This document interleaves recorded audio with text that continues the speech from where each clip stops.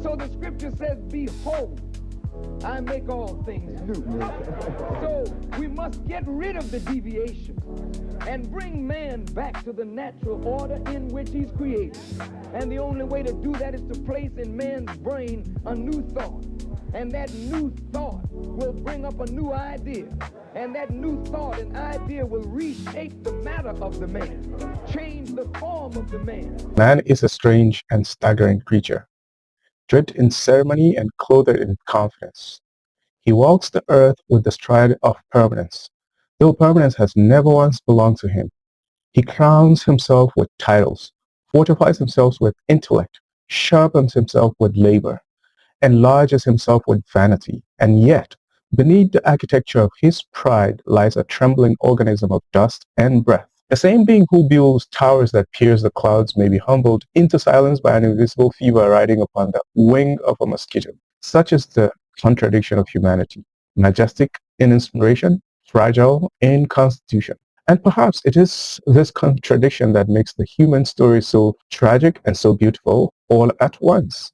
For within every man, there lives an ancient civil war.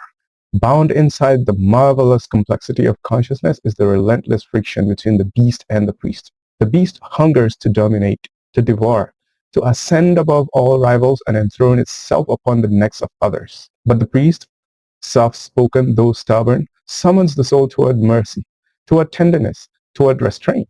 The beast delights in applause. The priest finds delight in silence. The beast would rather conquer the world and lose itself. The priest would rather lose the world and preserve the sanctity of its inner light.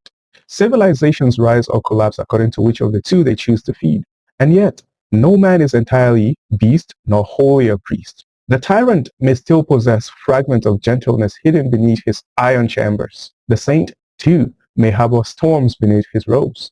Humanity is not composed of neat, polished categories. It is composed of unfinished waters. Every smile conceals an ache. Every arrogance hides a wound. Every cruelty springs from some deeper fracture buried beneath the reeds of memory. There are men who speak loudly because silence terrifies them. There are men who mock others because they secretly fear their own insignificance. There are men who endlessly compete because they have mistaken recognition for salvation.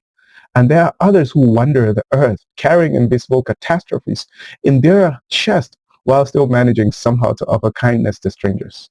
Thus, the human family suffers together beneath different disguises.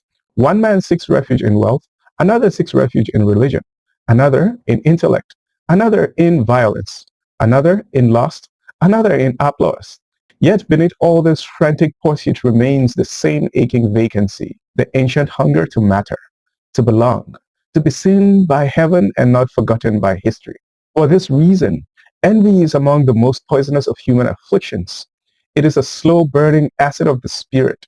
It compels men to resent greatness in others because they have not yet made peace with their own incompleteness. It whispers to the soul that another man's light is somehow theft from one's own destiny.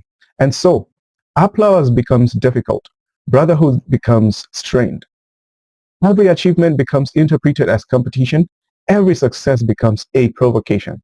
Entire nations are burned from such sickness. Empires have collapsed under the weight of inflated egos masquerading as divine entitlement. The earth is littered with the bones of men who could not bear another man standing tall beside them. Yet the tragedy is that no member of mankind is truly insignificant. Even the weakest amongst us carries galaxies of memory, sorrow, longing, imagination, and sacred worth within them. There exists no completely useless soul. The quiet man fighting despair in obscurity possesses a dignity no less profound than the celebrated king standing before multitudes. The widow praying silently in the darkness may possess greater glory than the emperors whose names are engraved upon marble. Everybody is somebody and nobody is altogether a nobody.